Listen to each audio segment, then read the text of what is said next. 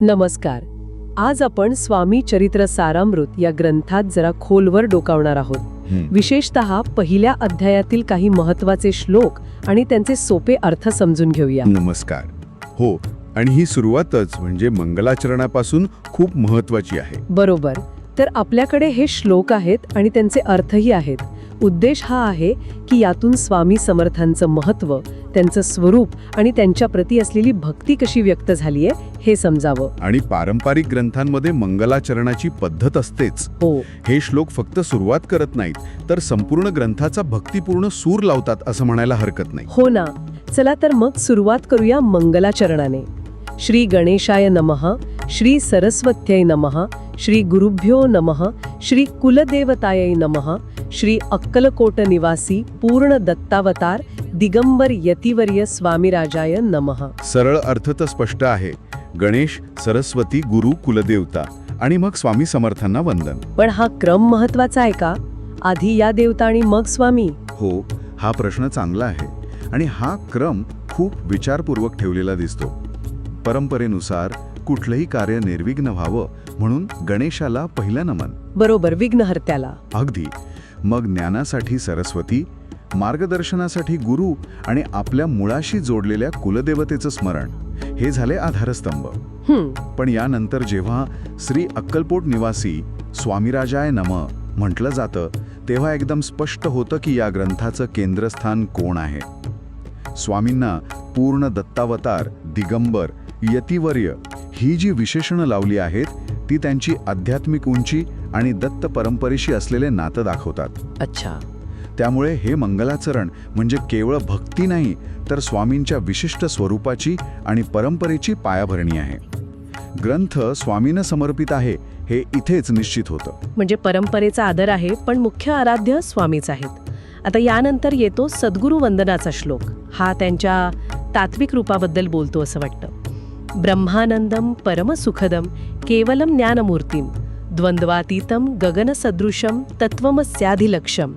याचा अर्थ आहे की स्वामी हे ब्रह्मानंद स्वरूप म्हणजे परमोच्च आनंदाचं रूप, केवळ ज्ञानाची मूर्ती आहेत.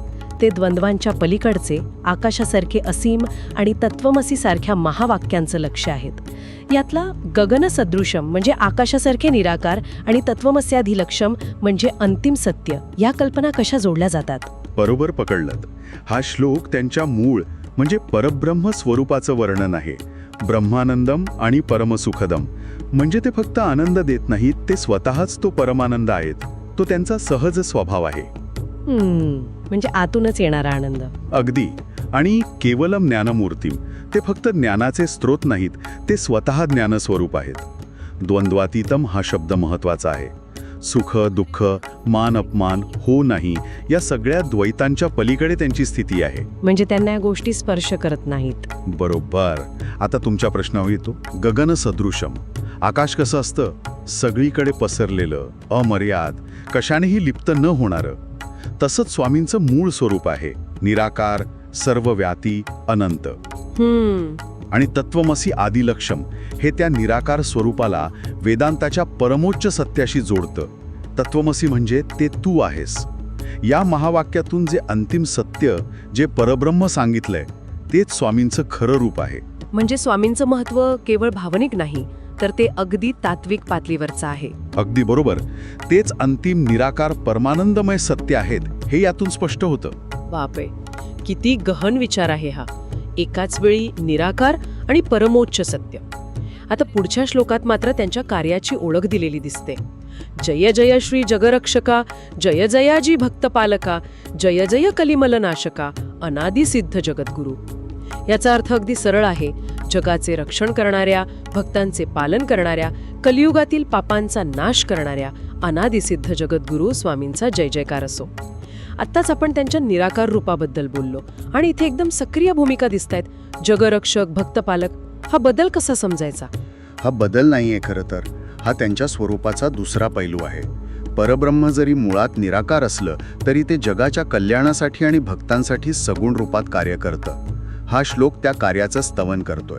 अच्छा. यात 3 मुख्य भूमिका दिसतात. जगरक्षक म्हणजे ते फक्त माणसांचं नाही, तर संपूर्ण जगाचं रक्षण करतात.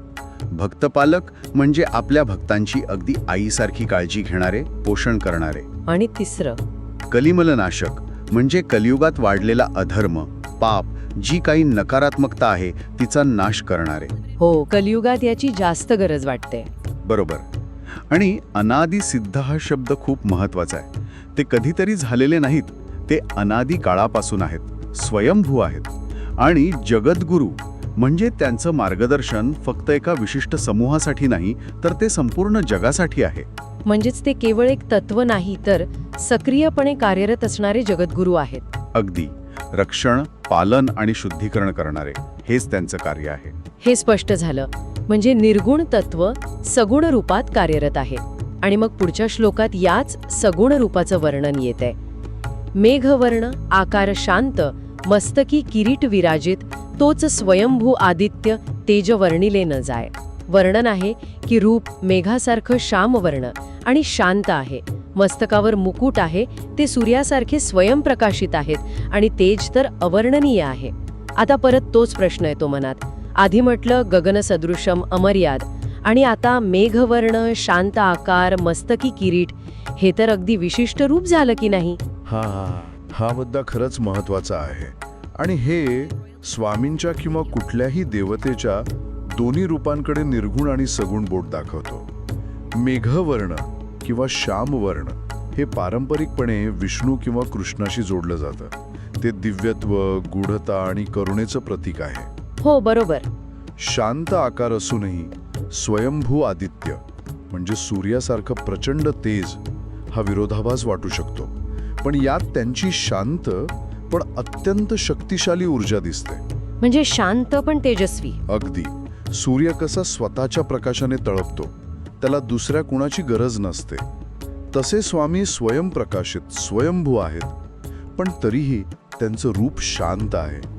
आणि शेवटीची ओळ, तेज वर्णिले न जाय, हे पुन्हा त्यांच्या मूळ अमर्याद स्वरूपाकडेच घेऊन जातं. जरी ते या सगुण रूपात दिसत असले तरी त्यांचं खरं तेज मानवी वर्णनाच्या पलीकडचं आहे. ते शब्दात मांडता येत नाही. अच्छा, म्हणजे सगुण रूपातही त्यांच्या अमर्यादत्वाची खूण आहेच. बरोबर. ते परमतत्व भक्तांसाठी एका शांत, तरीही अत्यंत तेजस्वी आणि दिव्य रूपात प्रकट होतं, ज्याची फक्त एक झलक अनुभवता येते. पूर्ण वर्णन शक्यच नाही. कळलं. आता पुढे त्यांच्या हातातील आयुधांचं वर्णन आहे. भक्ता द्यावया अभयवर, सिद्ध सर्वदा सव्यकर, गदा, पद्म, शंख, चक्र, चार हस्ती आयुधे.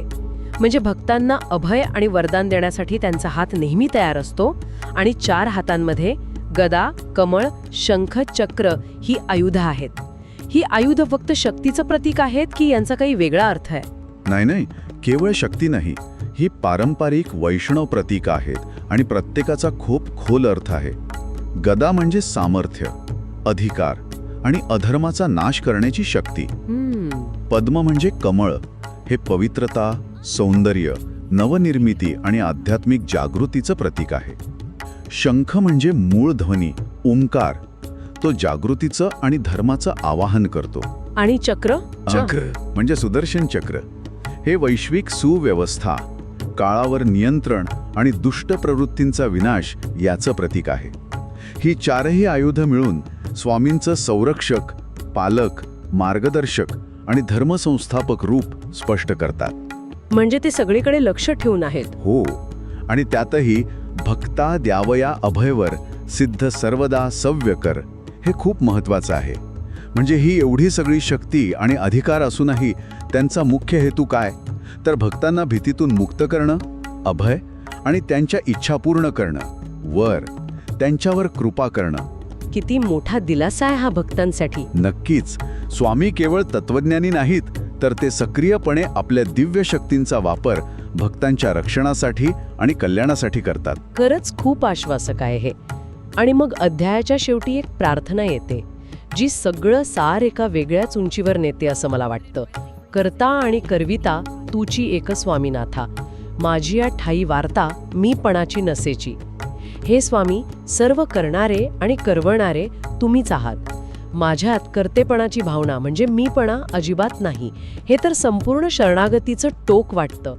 पण याचा व्यवहारात काय अर्थ घ्यायचा, म्हणजे मी काहीच करत नाही असं म्हणून शांत बसायचं? हा नाही, तसं नाही.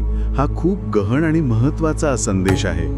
शरणागतीचा आणि अहंकाराला शून्य करण्याचा हा आदर्श नमुना आहे. करता आणि करविता तुची, म्हणजे जीवनात जे काही घडतंय, चांगलं वाईट, यश अपयश, त्याचं श्रेय किंवा दोष स्वतःकडे घ्यायचं नाही. त्यामागची मूळ शक्ती, मूळ प्रेरणा स्वामींची आहे, हे मान्य करणं. याचा अर्थ कर्म सोडणं नव्हे, तर कर्माच्या फळाची आसक्ती आणि मी केलं